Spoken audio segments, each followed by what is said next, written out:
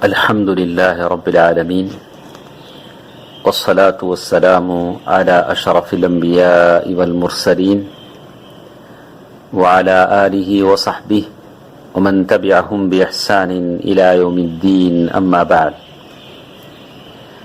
محترم حضرات و خواتین، دلوں کے اعمال کی ان مجلسوں میں اللہ تبارک و تعالی ہماری شرکت کو قبول فرمائے اور اللہ تبارک و تعالی اس کا اجر عظیم ہم تمام کو عنایت فرمائے. یقیناً علم سیکھنا، اس پر عمل کرنا، یہ بہت بڑی سعادت مندی ہے جو اللہ تبارک و تعالی کی طرف سے بندوں کو عطا ہوتی ہے.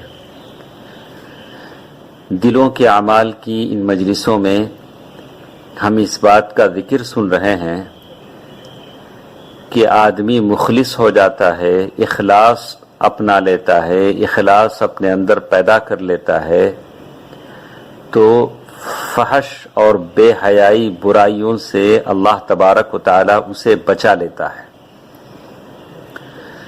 شیخ الاسلام رحمہ اللہ فرماتے ہیں کلما حقق العبد الاخلاص، بندہ کلمہ پڑھتا ہے لا الہ الا اللہ، اگر یہ لا الہ الا اللہ اخلاص کی زبان سے نکلے، یعنی اس کے دل میں اخلاص ہو، زبان پر لا الہ الا اللہ ہو، تو پھر یہ چیز اس کو گناہوں سے، معصیتوں سے پھیر دے گی. اور یہ کون کہتے ہیں؟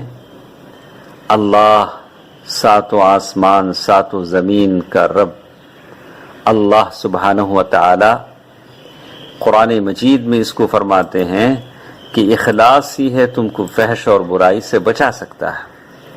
اللہ تبارک و تعالی نے کہا وَلَقَدْ هَمَّتْ بِهِ وَهَمَّ بِهَا لَوْلَا أَن رَّأَىٰ بُرْهَانَ رَبِّهِ كَذَٰلِكَ لِنَصْرِفَ عَنْهُ السُّوءَ وَالْفَحْشَاءَ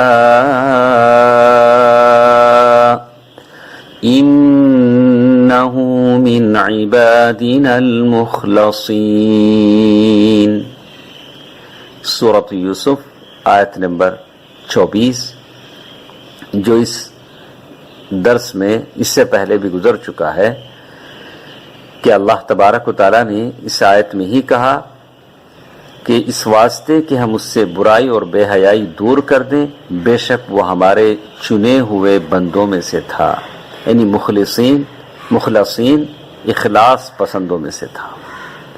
تو اخلاص ہے جو آدمی کو بے حیائی اور برائی سے روکتی ہے. اور قرآن مجید کی مختلف آیتیں اس سلسلے میں کہیں گئی. صحیح بخاری کی ایک حدیث ہے جس میں اللہ کے نبی صلی اللہ علیہ وسلم نے فرمایا من قال لا الہ الا اللہ مخلصا من قلبہ لم يدخل النار. جو شخص لا الہ الا اللہ کہے گا لیکن اخلاص سے دل کے ساتھ، بہت سارے ہیں لا الہ الا اللہ کہتے ہیں، رافضی کہتے ہیں، قادیانی کہتے ہیں، معتزلہ کہتے ہیں، بہائیہ کہتے ہیں، بہت سارے ہیں، باطنیہ ہیں، وہ بھی لا الہ الا اللہ کہتے ہیں. تو لا الہ الا اللہ اخلاص سے دل کے ساتھ ہو تو ایسا آدمی جہنم میں داخل نہیں ہوگا. اور اگر لا الہ الا اللہ کہنے والوں میں سے بعض اگر جہنم میں داخل کیے جاتے ہیں العیاذ باللہ، اس کا مطلب یہ ہوا کہ انہوں نے اس اخلاص کو نہیں اپنایا جس کے اپنانے سے جہنم اس پر حرام کر دی جاتی. ان کے دلوں میں کہیں نہ کہیں شرک موجود تھا جس کی وجہ سے وہ جہنم میں داخل کیے گئے. کہیں نہ کہیں ان کے دلوں میں العیاذ باللہ شرک کی آمیزش تھی، شرک چھپا ہوا تھا. اور شرک اس امت میں ویسے داخل ہوتا ہے جیسے چونٹی دبے دبے پیروں سے آتی ہے۔ چونٹی جب آتی ہے تو کسی کو پتہ نہیں چلتا۔ شرک ہماری زندگیوں میں ایسے ہی آتا ہے، ہماری شادیوں میں، ہمارے ماتم میں، خوشیوں میں شرک ایسے ہی داخل ہوتا ہے۔ آدمی اللہ تبارک و تعالیٰ پر توکل، بھروسہ اس کی راہ سے ہٹ جاتا ہے اور دوسرے چیزوں پر توکل کرنے لگتا ہے۔ اسی لیے بندے کو اللہ تعالیٰ نے حکم دیا ہے کہ ہر نماز میں وہ کہتا رہے ایاک نعبد و ایاک نستعین۔ کتنی مرتبہ ہم کہتے ہیں فجر میں، ظہر میں، عصر میں، مغرب میں، عشاء میں، ہم تیری ہی عبادت کرتے ہیں اور تجھی سے مدد چاہتے ہیں۔ سورۃ الفاتحہ آیت نمبر 5۔